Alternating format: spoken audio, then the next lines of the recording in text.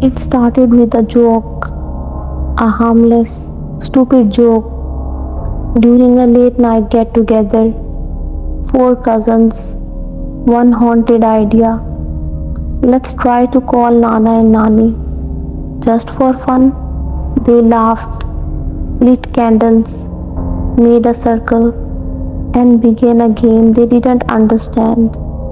A ritual from an old blog with chants in broken Latin, names scribbled in red lipstick, and a mirror placed flat on the floor.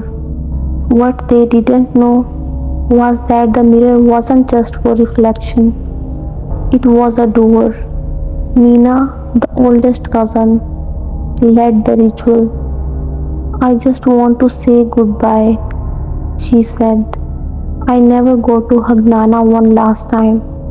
They all closed their eyes, joined hands, and began to chant. The clock struck 3 a.m., the witching hour. The flame flickered once, then every candle blew out at the same time. The room went pitch black, and from the mirror came a sound. Not a whisper, not a voice, but a wet, dragging breath, like someone gasping through rotting lungs. Then, Meena, you finally called. They all screamed, but the front door, wouldn't open. The windows sealed shut, their phones dead, batteries full just a minute ago, and the mirror, it was no longer showing their reflection. Instead, it showed the living room behind, like a second version of their world, just slightly off. In the mirror, their grandparents stood smiling, but their smiles were wrong. Nana's head was turned too far. Her neck cracked every time she nodded. Nani's fingers were too long, dragging along the edge of the couch. They waved and beckoned them to come closer. Sami, the youngest cousin, stepped too close. His feet sunk into the mirror, just like water. Before anyone could pull him back, he was gone. Gone into that other room, and the mirror went dark. The remaining three screamed, pounded the floor, tried to break the mirror. It didn't crack. Instead, the words appeared on its surface, written in what looked like blood. One invited, one accepted. Two must follow, or all are cursed. Meena started sobbing. This isn't right. They are supposed to love us. Why would they? A voice interrupted her from every corner of the room at once. It was Nana's voice, but lower, deeper. We loved you in life, but you called us to death. And now we are something else. The house changed. The walls warped, stretched like melted wax.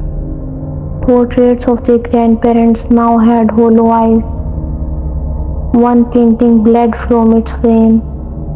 Faisal, the second cousin, tried to run up the stairs, but the steps kept stretching upward and further.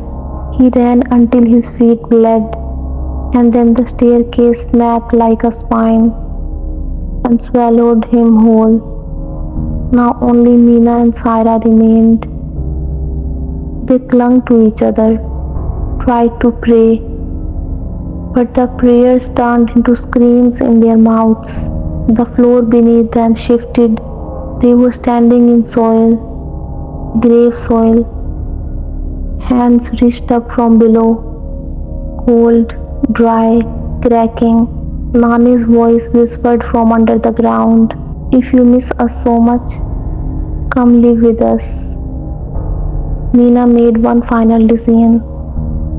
She pulled Saira close, gritted her teeth, and screamed, "Take me instead. Let her go." Silence. And then the mirror rippled.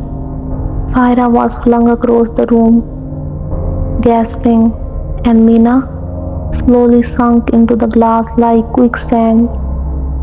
The last thing Saira saw was her cousin's eyes. No tears, just acceptance, and behind her, her grandparents, now monstrous, now whole, now complete. The morning came. The house was found locked. Only Saira was there. No signs of the others. The mirror shattered, but each shard showed a different image. A boy running in an endless hallway, a staircase twisting into nothing, and Meena smiling, brushing her Nana's hair. In the wrong world. They say never call the dead in jest, because not everything that answers is your loved one. Sometimes the echo answers first, and once it crosses through, you don't come back.